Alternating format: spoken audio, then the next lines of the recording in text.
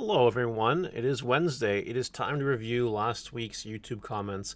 A little bit of a lighter week on the videos, but still some good comments to go over. So let's just dive right in. And if you want to be in these videos, leave a comment and you might get in there.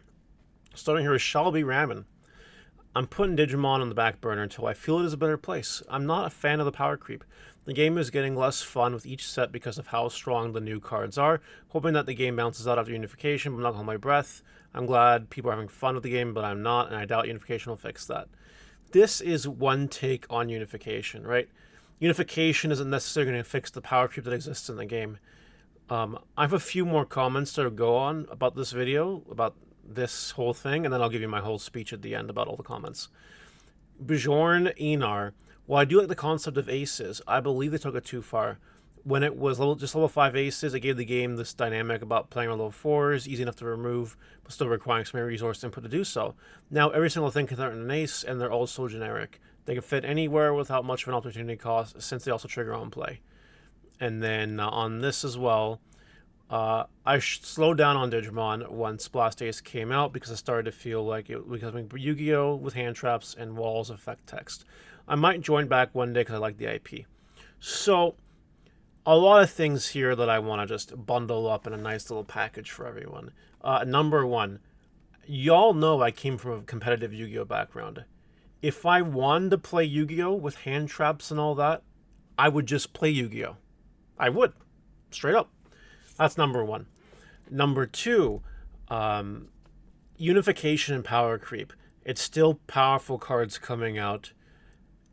Power creep won't go away. Unification will not make power creep disappear. That's just not what power creep is all about. It just will not do that, unfortunately.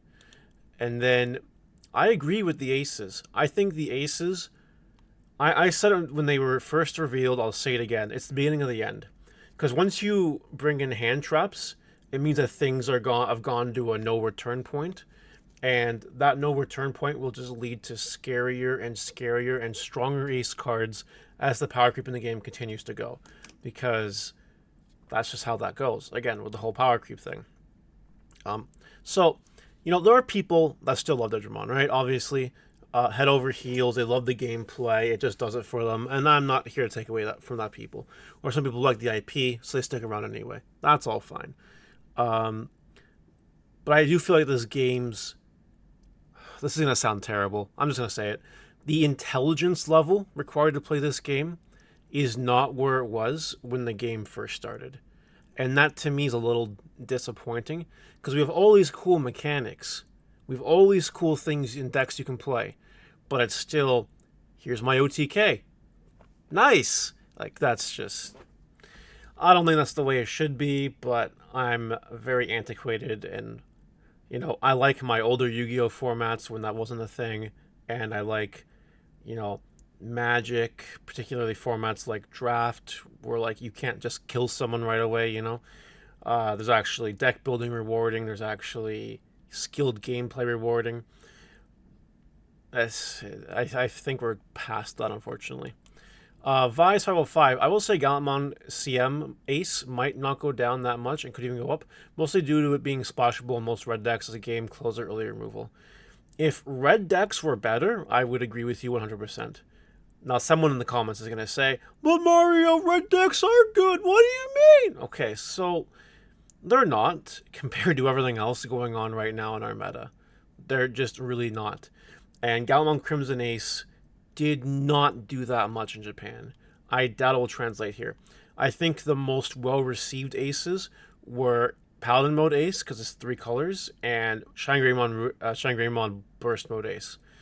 I don't think that Crimson Mode Ace is going to have the same level, but maybe it's a good card to hold on to when it drops to its low, because maybe a red deck comes out that really abuses it, or more Gallantmon cards, and then maybe just hype will drive it up if nothing else.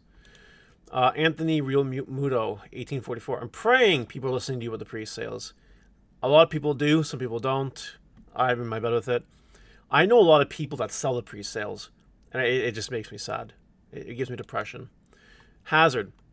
I'm so sad first time ordering a case and we got hit with a delay here in Latam. That sucks. your part of the world has to be treated a lot better by Bandai. Yeah, if I was in a different part of the world, if I was not in North America or Japan, I would not be playing Digimon. I tell you that right now. I would not be. I would be doing anything else. That's just not the way it goes. MJ Oi 6 All. I just found out recently that they mentioned Digimon and Jujutsu Kaisen, lol. I don't know what that is. Someone in the comments is going to be like, how do you not know what that is? I just don't know what that is. I know it's anime, I think, but that's it. It's cool. That's nice.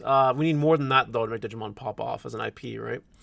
Horatio Hernandez. Japan is dabbling in a commons and uncommons format, I believe. East was talking about it the other day, and I built a couple decks with a common uncommon feel, which I feel would be pretty good in such a format.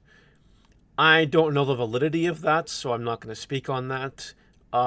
If Bandai is holding sanctioned tournaments in this format, that's a huge W for Japanese players. That's great.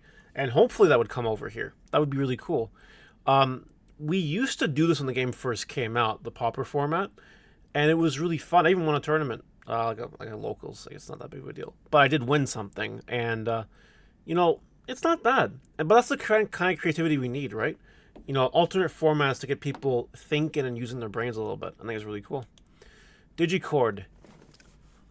I don't usually, again, read these long comments, but, this is a really good one.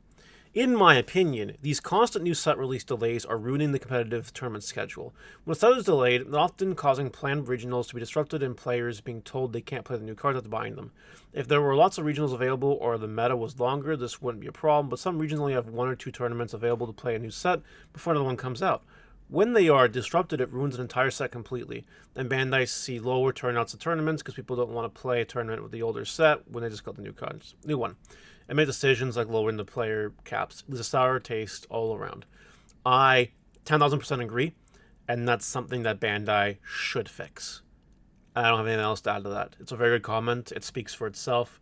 Bandai can do better. Hashtag do better Bandai, I guess. Very salty.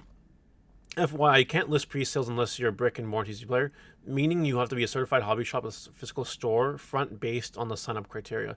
So then it's not people setting up those prices, it's stores like ProPlay, Core, TCG that are extorting people often. I think I knew this, but this might sound crass. Having a store is not hard. I did it. You know what I mean? I still have a physical card shop right here that you can see. It's not hard to actually do that. It's very easy to do. Now, to get to the levels to where you're allowed to do pre-sales or whatever, I can't speak on that. I don't know. I'm Canadian. I don't know anything about TCG player in that sense.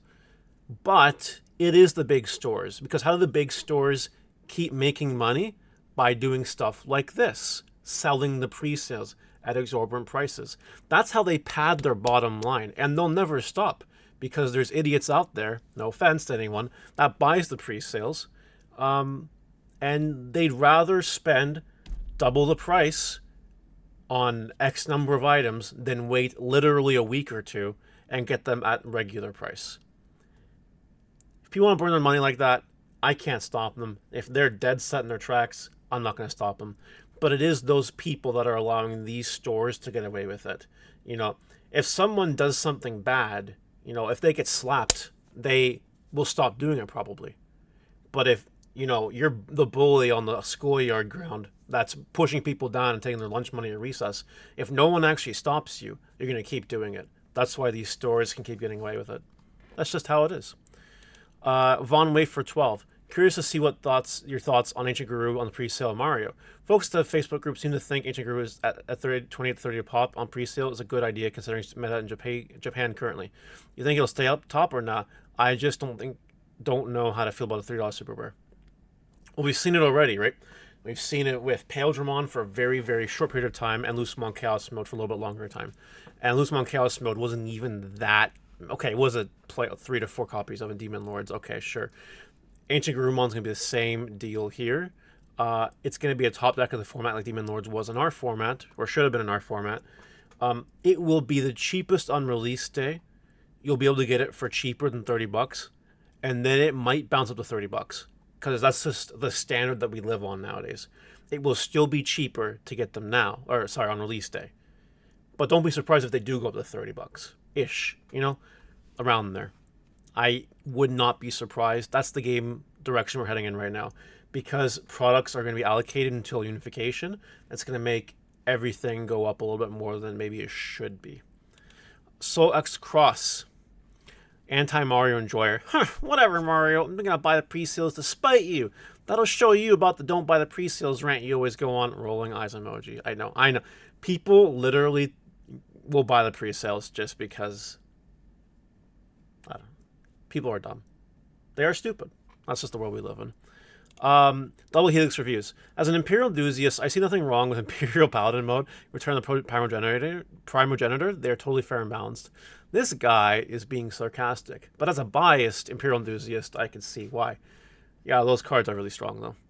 Mr. Galpartuk. In one of the Tamers movies, that train got possessed by Parasitemon. So, I asked the question a while ago. Why does the train have Parasitemon support? Like, how does that work? That's why. That's the reason why. And I had no idea until right now. So that's really cool. I'm glad someone answered the question. Finally, Spartan. BT-17 is great for me because Primo protects Magna X on my turn, and if they kill my Magna X, I say no. I'm going to Paladin Ace and tell my opponent to start over by placing their trash at the bottom of the deck. Extremely fair and balanced gameplay.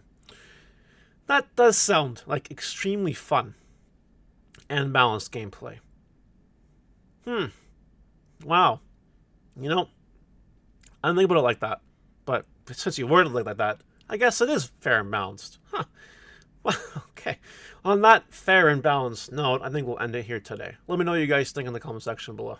And I'll see you later. Bye.